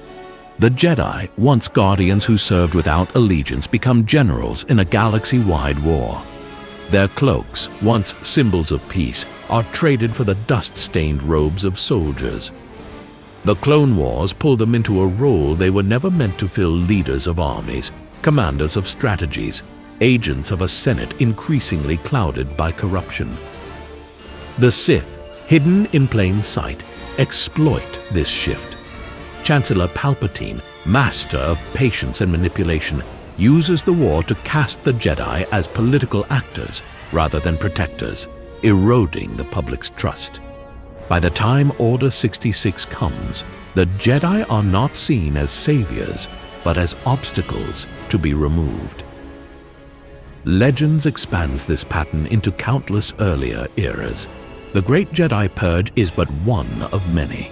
Before it came the fall of the Jedi during the New Sith Wars, the betrayal of the Jedi exiles after the 100-Year Darkness, and the disastrous outcome of the Mandalorian Wars. Again and again, legends warns that the Jedi's downfall is rarely the work of external enemies alone. It comes when they forget their core purpose. Sometimes this takes the form of hubris, as in the days of the High Council's overconfidence before the fall of the Old Republic. Sometimes it is fear, as when the Order became so rigid in its rejection of attachment that it drove away some of its most gifted members. And sometimes it is compromise, the slow erosion of ideals in the name of short-term necessity. One particularly haunting holocron recounts the tale of Ulic Qel-Droma, a revered Jedi Knight of the Legends era. In seeking to defeat the Sith, he infiltrated their ranks, believing himself immune to their influence. But power is a tide, and once he waded too deep, it carried him away. His eventual betrayal of the Republic shattered worlds and friendships alike. Though he later sought redemption, his life became a testament to a truth the Jedi often ignore. Even noble intentions can lead to darkness when the ego convinces itself it cannot be swayed. Canon presents a similar tragedy in Anakin Skywalker. The Chosen One, prophesied to bring balance to the Force, is raised under the strict structure of the Jedi Code. Yet haunted by fears of loss, the Order never teaches him to confront. His secret attachment to Padme Amidala, his deep scars from slavery, and his growing mistrust of the Council are all carefully exploited by Palpatine. When faced with the possibility of losing Padme, Anakin chooses the promise of forbidden power over the restraint his mentors preached. His fall is both deeply personal and politically catastrophic, wiping out the Jedi Order in a single calculated sweep. But the Jedi story is never only about the fall. The archives here carry an equal number of records on the returns, the moments when the light finds a way to burn again, no matter how smothered it seems. In canon, this begins almost immediately after the Purge. Obi-Wan Kenobi, in hiding, still watches over Luke Skywalker from afar. Yoda, exiled to Dagobah, carries the hope of teaching a new generation. Leia Organa, unknowingly strong in the Force, grows into a leader who embodies the Jedi ideals even without formal training.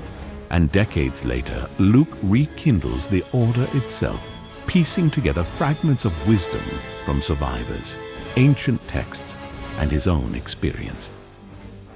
Legends depicts even more dramatic returns. After the Ruusan Reformations ended the new Sith Wars, the Jedi rebuilt the Order from near extinction. Following the devastation of the Yuuzhan Vong War, Luke's new Jedi Order rose stronger than before, freer from the rigid dogma that had once weakened it. Each return, however, was never a simple restoration of the past. The Jedi that emerged were always transformed, shaped by the failures that preceded them. Some eras saw a more open order, willing to work with the galaxy's many cultures.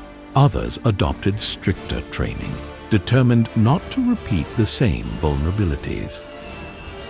The pattern becomes clear.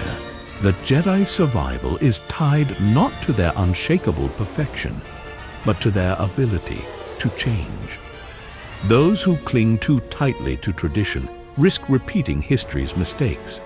Those who abandon tradition entirely risk losing the essence of what makes them Jedi at all. This balance is as fragile as it is essential, and both canon and legends record many heated debates within the Order over how to maintain it. One particularly rare holochrone contains a meditation from a Jedi Master whose name has been lost to both timelines. It does not describe a grand battle or a prophecy, but instead focuses on the quiet aftermath of collapse. The Order is a garden. When weeds come, you do not tear up the soil in anger, nor do you leave the weeds to choke what remains. You kneel, you pull them gently, you plant again. And you know the weeds will come once more, for such is the nature of gardens. The lesson is not to destroy the garden, but to keep tending it. This philosophy underpins the greatest returns in Jedi history. Luke's training of Rey in canon echoes it. His reluctance to rebuild the Order exactly as it was comes from his recognition that the Jedi must grow beyond their flaws. In Legends, the post-Yuuzhan Vong Order embraces this same principle, allowing for a diversity of approaches to the Force while still upholding the core values of compassion, selflessness, and service. And yet the fall is never truly gone. Even in eras of peace, the seeds of future failure can be found: arrogance in the face of new Sith threats, complacency during times of prosperity, or the temptation to wield power for political ends. The archives do not hide this reality. They preserve it as a reminder. As one canon historian puts it, the Jedi are not eternal. The Jedi are chosen, and choice can be undone. Still, there is a reason the shelves here are filled with as many accounts of returns as of falls.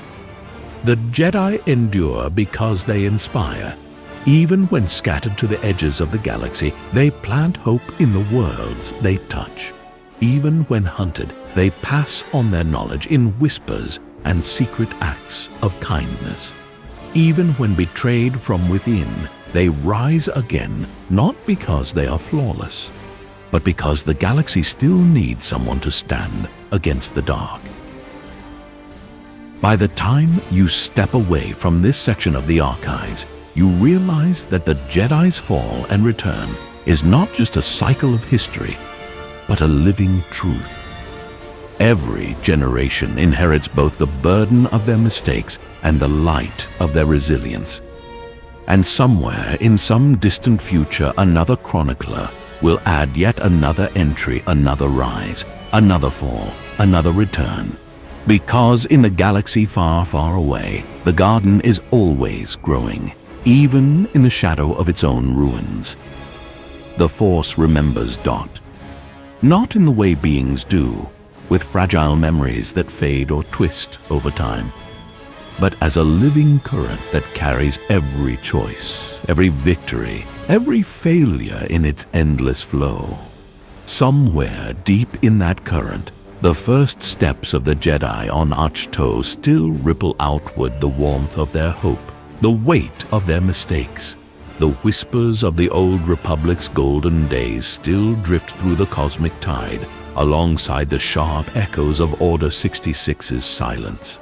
And in the same breath, the Force holds the soft pulse of every act of compassion, every moment when light returned to a corner of the galaxy where shadows thought they had wandered. To walk through the archives, whether in stone temples, hidden vaults, or the quiet corners of one's own mind, is to feel that truth settle in you. The stories etched in both canon and legends are not there to choose which is real and which is not. They are there because the Force remembers them all. The lines between them blur like stars seen through hyperspace, streaks of truth and myth that together illuminate the path ahead. In one telling, the Jedi fall in grand tragedy. In another, they rise in unexpected ways. Both are part of the current, because the Force is not bound to a single script dot. In the stillness between stars, the Force is listening. It remembers Ulic Qel-Droma's final moments of clarity as much as it remembers Anakin Skywalker's redemption. It holds the first spark of the High Republic's optimism and the last breath of the fallen on Geonosis.